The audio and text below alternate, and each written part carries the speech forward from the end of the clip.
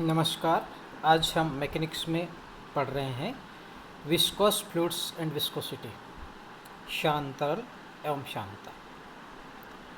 शांता क्या होती है? What is the definition of the viscosity? तरल की गतिशील परतों के मध्य घर्षण बल कार्य करता है जो उनकी आपेक्षिक गति का विरोध करता है। तरल पदार्थ के इस गुण को हम शांता कहते हैं, विस्कोसिटी कहते हैं। क्या कारण है इसका? ओरिजिन क्या है कि तरल की परतों के मध्य आंतरिक घर्षण बल कार्य करता है।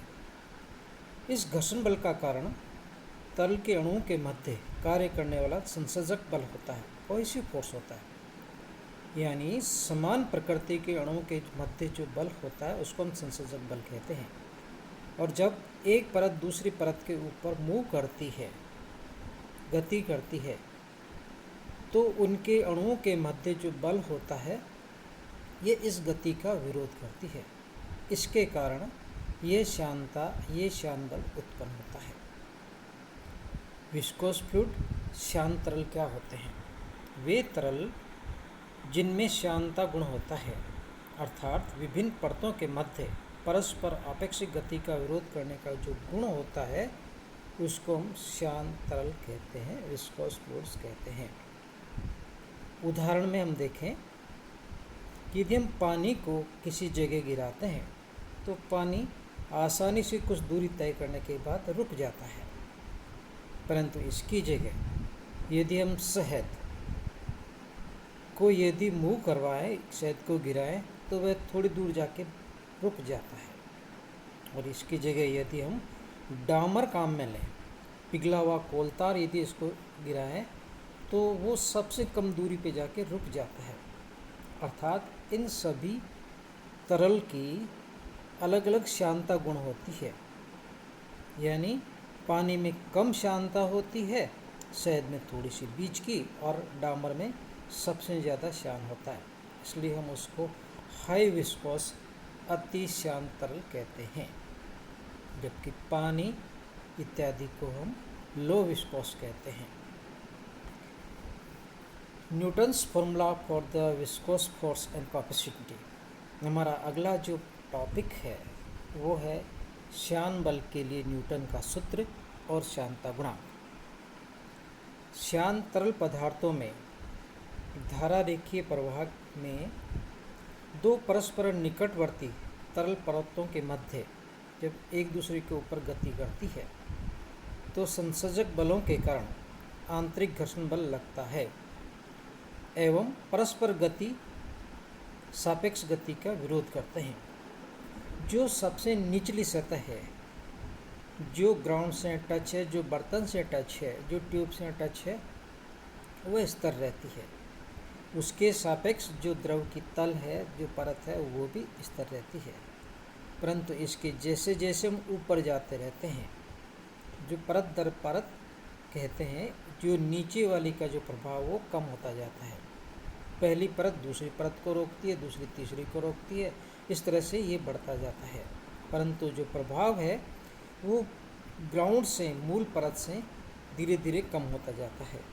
यदि हम इसको प्लॉट करने की कोशिश करें, जैसे चित्र में दिखाया गया है कि जो AB है वो क्षैतिज स्तर तल है, इसमें जो परत है उसका वेग 0 होगा, परंतु इसके ऊपर हमने जो परतें बना रखी है PQRS, वह धीरे धीरे इनका वेग बढ़ता जाता है।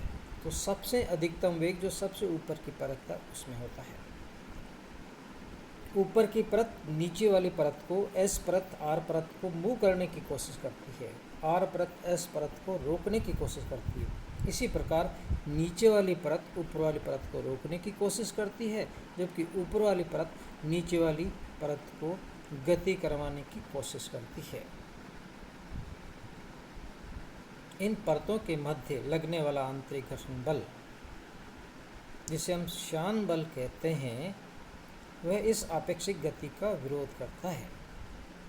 अब हमें उस न्यूटन के गति के नियम को ज्ञात करने के लिए जो न्यूटन ने सूत्र दिया, उसका एक तरीका समझाया उन्होंने कि हम द्रव के प्रवाह को बनाए रखने के लिए इन शांत बलों के विरुद्ध कोई बल लगाना पड़ेगा, बाहर से बल लगाना पड़ेगा, अदरवाइज ये जो श्यान बल है, जो विरोध बल है, यह उस द्रव को रोक लेता है, उसकी गति को निषेचित कर देता है, बंद कर देता है।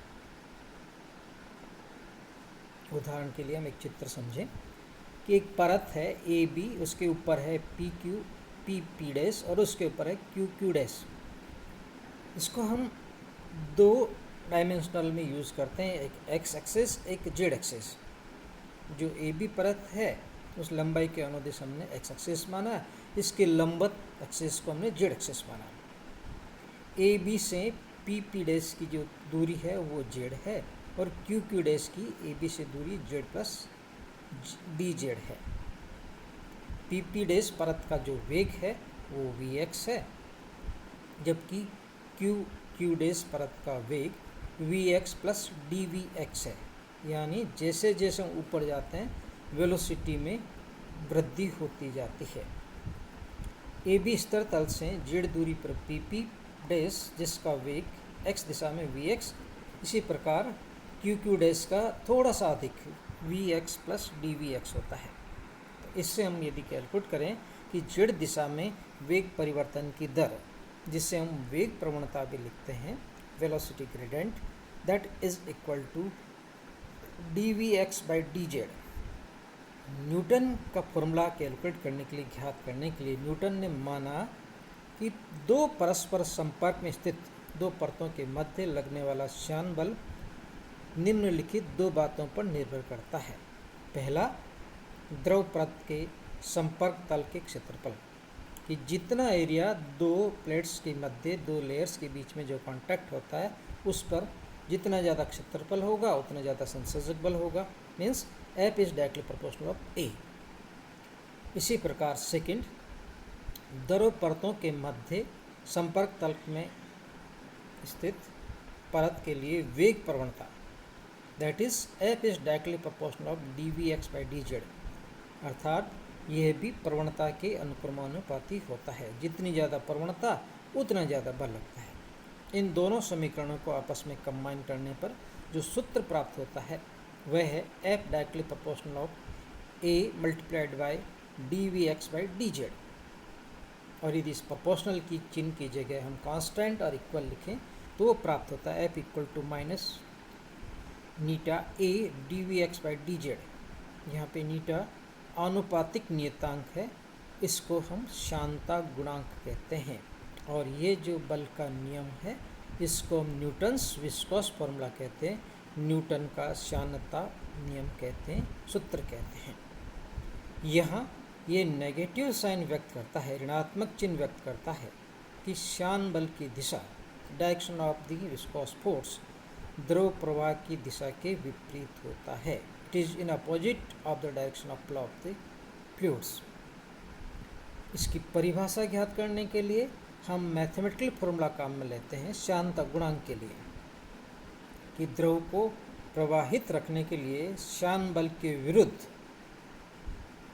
भारी बल लगाना पड़ता है। श्यान बल गति का विरोध करता है और यदि हमें द्रव को प्रवाहित रखना है तो इसके विपरीत उतना ही बराबर में विपरीत बल लगाना पड़ता है, जिसको हम एफ एक्सटर्नल कह रहे हैं। F external equal to eta A D V X by D Z. अब यदि हम मैथमेटिकल कंडीशंस माने, यदि एरिया ऑफ क्रॉस सेक्शन 1 हो, वेग प्रवणता D V X by D Z 1 हो, तो F E equal to eta, यानी किसी द्रव का श्यानता गुणांक उस द्रव के अंदर एकांक पृष्ठ क्षेत्र वाली दो परतों के मध्य आवश्यक उस बल के बराबर होता है जो इन दोनों परतों के मध्य एकांक वेग प्रवणता को मेंटेन रख सके, इसको सुचारू रूप से रख सके।